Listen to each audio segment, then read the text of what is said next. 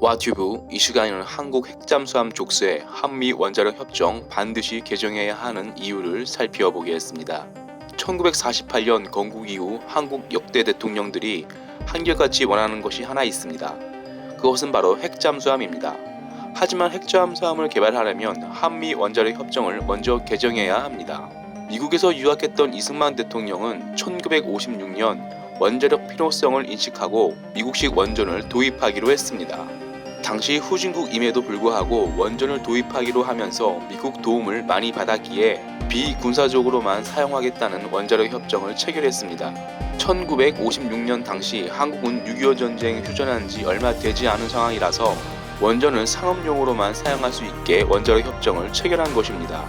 원전 기술은 예전이나 지금이나 선진국이 독점하는 기술로 개발하는 과정에서 휴전 중인 한국이 군사용으로 사용하거나 핵기술이 북한에 넘어간다면 지금처럼 큰 위협이 될 수 있었습니다.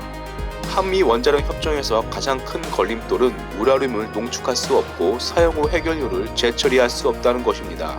하지만 2015년 박근혜 정부의 끈질긴 외교적 노력으로 사용 후 해결료는 부분적으로는 재처리할 수 있게 됐으며 연구도 가능해졌습니다. 그렇다면 한국은 원자력 협정을 어떻게 개정해야 좋을까요? 먼저 한국은 역대 정부 수건 사업인 핵잠수함을 개발하려면 농축 우라늄을 사용해야 합니다. 문제는 농축 우라늄을 일본은 허용하지만 한국은 조건부 허용입니다. 여기서 조건부 허용은 20% 미만 저농축 우라늄이고 이마저도 미국과 서면 합의가 있어야 한다는 독소 조항이 있어 실질적인 농축 우라늄 사용은 어렵습니다. 그렇다면 미국은 왜 유독 한국에만 까다로운 원자력 협정을 유지하려고 하는 것일까요? 첫 번째는 한국 원전 도입 시 미국 지원과 기술을 받으며 시작했기 때문입니다. 두 번째는 미국 비핵화 기조에 따른 방침 때문이고 세 번째는 한국은 비핵화를 선언했기에 강력하게 요구를 못하는 것입니다. 반면 일본은 1956년부터 사용 후 해결료를 재처리할 수 있게끔 장기 기본 계획을 세웠고 비핵화 기조가 조금 느슨해진 1988년에 30년짜리 미일 원자력 협정을 맺은 것입니다. 이런 이유로 일본은 플루토늄 보유국이 됐으며 마음만 먹으면 핵무기를 만들 수 있습니다.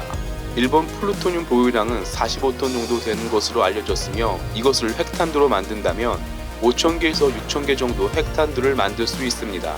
북한 핵탄두는 약 100개 정도로 알려졌습니다. 쉽게 말해서 일본은 군사용으로 사용할 수 없지만 열받을 경우 핵무기를 6개월이면 만들 수 있습니다. 현재 한국과 미국은 주한미군 방위비 분담금 협상이 진행 중입니다만 어차피 방위비는 인상해야 합니다. 한국은 1991년까지 주한미군 분담금을 부담하지 않았습니다. 솔직히 한국은 다른 미국 동맹국보다 저렴한 돈으로 안보를 지켰습니다. 그래서 미국이 원하는 것을 들어주면서 경제 발전에 집중할 수 있었습니다. 하지만 현재 한반도는 안보적으로 위험 수위가 올라가고 있고 미국 또한 경찰국가 피로감을 보입니다. 그렇다면 한국도 각자 도생할 수 있는 방법을 세워야 합니다. 각자 도생에서 가장 좋은 것은 현재로서는 핵무기를 보유하는 것입니다. 또한 반도 국가에 딱 어울리는 무기는 바로 핵잠수함이기에 핵잠수함 개발의 족쇄가 되는 한미 원자력 협정을 방위비 분담금 협상 테이블에 들고 와 최소한 일본 수준의 원자력 협정으로 개정해야 합니다. 명분은 전범국 일본보다 한국이 더 좋습니다.